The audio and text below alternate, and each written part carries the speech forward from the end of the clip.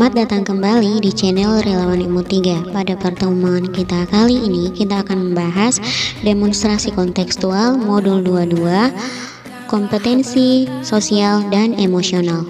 Nah, pada tugas kita kali ini, kita membuat rencana implementasi pembelajaran sosial dan emosional bagi murid di kelas. Nah, langkah pertama yang dilakukan yaitu kita memilih kompetensi sosial dan emosional yang akan diimplementasikan. Untuk tahap pertama, kompetensi sosial dan emosional yang akan saya kembangkan yaitu kesadaran diri, manajemen diri, dan kemampuan interaksi sosial. Adapun alasan untuk memilih ketiga kompetensi ini didasarkan pada pertimbangan yang pertama, kesadaran diri tujuannya untuk memberikan pemahaman, penghayatan, dan kemampuan untuk mengelola emosi. Kemudian yang kedua, manajemen diri tujuannya untuk menetapkan dan mencapai tujuan positif. Dan kesadaran sosial tujuannya untuk merasakan dan menunjukkan empati kepada orang lain. Jika ketiga kompetensi ini dikolaborasikan, maka akan mendukung kompetensi-kompetensi yang lain seperti keterampilan berelasi dan kemampuan untuk membuat keputusan yang bertanggung jawab. Dan ketiga kompetensi ini mulai dari kesadaran diri, manajemen diri, dan kesadaran sosial merupakan fondasi utama untuk membentuk kompetensi sosial dan emosional yang lain. Seperti yang dijelaskan pada alur merdeka, harus dimulai dari diri. Kompetensi sosial dan emosional pada proses pembelajaran diharapkan mampu mencapai hal-hal berikut seperti peningkatan perilaku positif, penurunan perilaku negatif, penurunan tingkat stres, dan bisa meningkatkan performa akademik murid.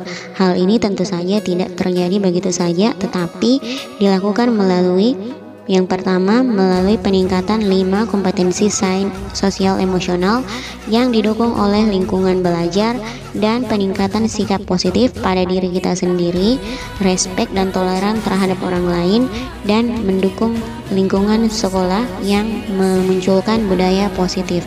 Melalui penerapan pembelajaran sosial emosional diharapkan murid berkembang secara sosial dan emosional. Pada saat yang sama mereka pun berkembang secara akademik. Yang kedua, saat guru mengabaikan pengembangan keterampilan sosial dan emosional akan membawa efek buruk secara akademik. Dan yang ketiga, pembelajaran sosial dan emosional harus diimplementasikan secara sengaja oleh guru demi mewujudkan profil pelajar Pancasila. Nah, berikut ini diuraikan contoh-contoh penerapan kompetensi sosial emosional kesadaran diri. Yang pertama, dapat menggabungkan identitas pribadi dan identitas sosial. Yang kedua, mengidentifikasi kekuatan atau aset diri dan budaya. Yang ketiga, mengidentifikasi emosi-emosi dalam diri, menunjukkan integritas dan kejujuran. Yang keempat, dapat menghubungkan perasaan, pikiran, dan nilai-nilai.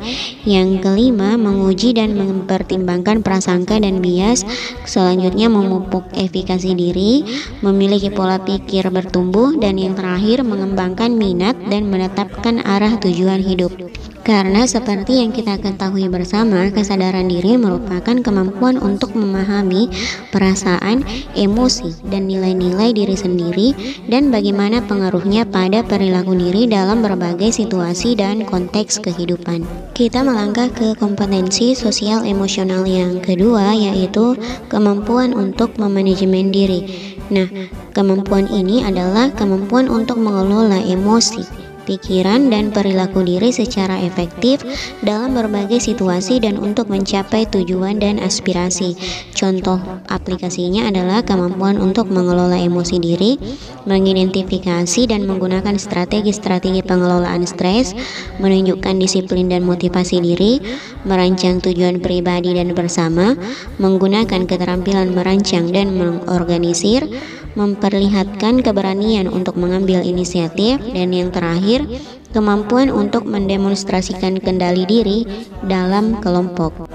Jika kemampuan kesadaran diri dan manajemen diri ini bisa berkembang dengan baik dan berkolaborasi, maka akan terwujud pribadi yang dewasa dan mampu mengaplikasikan nilai-nilai dalam profil pelajar Pancasila. Kita beralih ke Kompetensi sosial emosional yang ketiga yaitu kemampuan interaksi sosial. Kemampuan interaksi sosial atau kesadaran sosial merupakan kemampuan untuk memahami sudut pandang dan dapat berempati dengan orang lain, termasuk mereka yang berasal dari latar belakang, budaya, dan konteks yang berbeda-beda. Contoh pengaplikasiannya yang pertama, mempertimbangkan pandangan atau pemikiran orang lain. Yang kedua, mengakui kemampuan atau kekuatan orang lain. Yang ketiga, mendemonstrasikan empati dan rasa welas asih. Yang keempat, mampu menunjukkan keprihatinan atas perasaan orang lain. Yang kelima, memahami dan mengekspresikan rasa syukur. Dan yang terakhir, kemampuan untuk mengidentifikasi ragam norma sosial, termasuk dengan norma-norma yang menunjukkan ketidakadilan. Nah, ketiga, kemampuan atau kompetensi sosial emosional ini kemudian diintegrasikan dalam rencana perangkat pembelajaran yang ditampilkan sebagai berikut. Untuk tahap awal yang dilakukan oleh guru, melakukan pemetaan kebutuhan belajar di kelas 12 MIPA berdasarkan minat, profil, dan kesiapan belajar murid dalam pembelajaran kimia. Nah, di sini yang dikembangkan adalah kesadaran diri, kesadaran untuk mencari minat dan bakat peserta didik sesuai dengan kemampuannya masing-masing. Seperti yang telah dibahas sebelumnya bahwa kesadaran diri termasuk dalam kemampuan untuk mengidentifikasi identitas diri dan identitas kelompok, kemudian kemampuan untuk mengembangkan minat dan menentukan arah tujuan hidup. Makanya di sini perlu dilakukan pemetaan. Setelah melakukan pemetaan atau identifikasi kebutuhan belajar peserta didik, langkah selanjutnya sama seperti penyusunan RPP biasa, kita beralih ke bagian pendahuluan. Di sini pada proses pendahuluan dilakukan persiapan apersepsi dan motivasi, dan KSE yang dikembangkan di sini adalah sama seperti yang sebelumnya, kesadaran diri. Kegiatan pendahuluan ini sangat penting terutama pada bagian apersepsi agar siswa benar-benar hadir sepenuhnya dan seutuhnya saat proses pembelajaran. Nah, kita beralih ke tahap selanjutnya.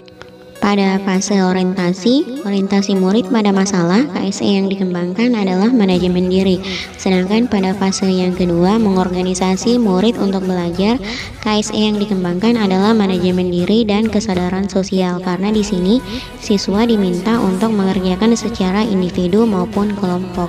Pada fase ketiga dan keempat, mengembangkan dan menyajikan hasil karya, KSE yang dikembangkan adalah manajemen diri dan kesadaran sosial.